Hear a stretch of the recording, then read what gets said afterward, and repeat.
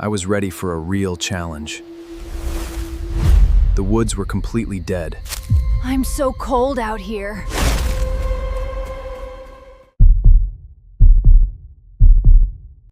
I've been hiking since I was a teenager.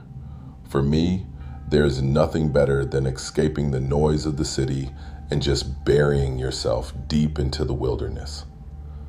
By the summer of 2024, I felt ready for a real challenge.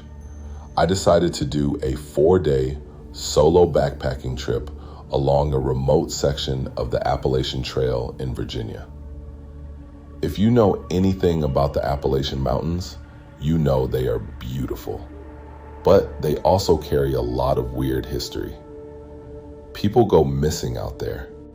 Locals talk about strange, isolated communities living deep in the ridges, entirely away from society. I always laughed at those stories. I thought they were just urban legends meant to scare away tourists. I was wrong. It was the 3rd day of my trip. I had pushed myself hard that afternoon, hiking nearly 15 miles through rough, steep terrain. By the time the sun began to dip below the horizon, painting the sky a bruised purple, I realized I hadn't seen another hiker in over 6 hours. I was completely alone. I found a flat spot a few hundred yards off the main trail and quickly set up my one-man tent. It was a small, lightweight nylon tent, just enough room for me and my sleeping bag. I made a quick dinner on my portable stove, put out my small campfire, and crawled inside. I was exhausted.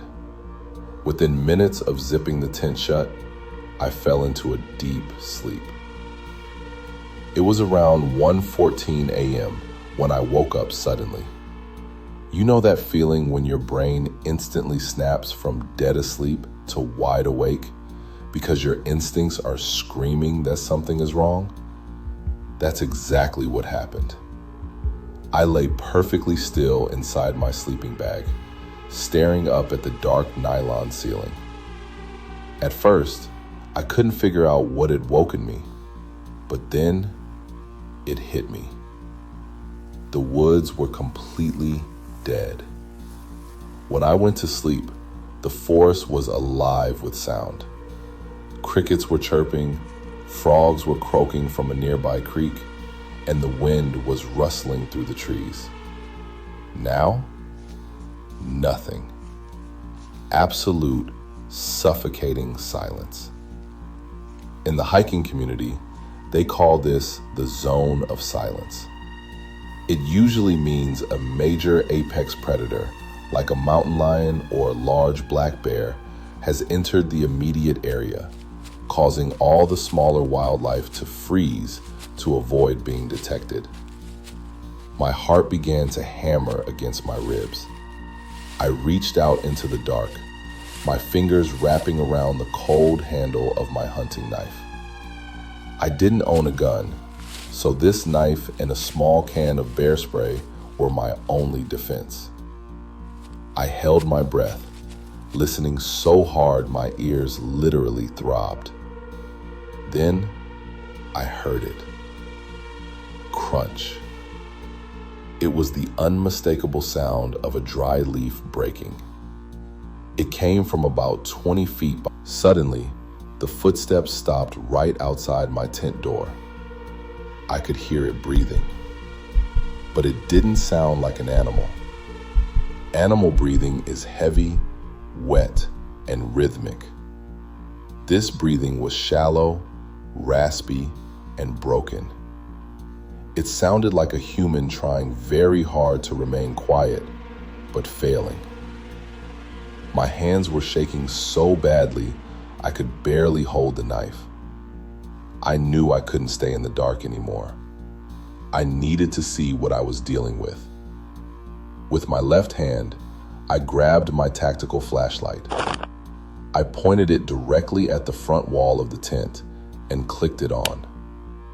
The bright, white LED light illuminated the thin nylon fabric. I'm so Because the material cold. was semi-translucent, the Please bright let me light cast inside. a perfect shadow of whatever was standing on the other side. My breath caught in my throat. I couldn't even scream. The shadow wasn't a bear. It was a person. But they weren't standing upright. They were bent over on all fours, their hands and feet planted on the dirt like an animal. Yet, the proportions were completely wrong for a beast. The shadow showed long, impossibly thin human arms and a bent human spine. Their head was tilted sideways, pressed almost completely against the fabric of my tent. They were listening to me. Before I could react, the shadow moved. One of the long arms raised up. I watched in absolute horror as a long, human finger pressed into the nylon, stretching the fabric inward just inches from my face. Then, the finger began to drag downward. Scratch. The sound of a dirty fingernail scraping against tent fabric is a noise I will never forget for the rest of my life. It did it again. Scratch. And then a voice spoke. It didn't growl. It didn't roar. It was a raspy, cracking human voice that sounded like it hadn't been used in years. I know you're awake, the voice whispered into the fabric.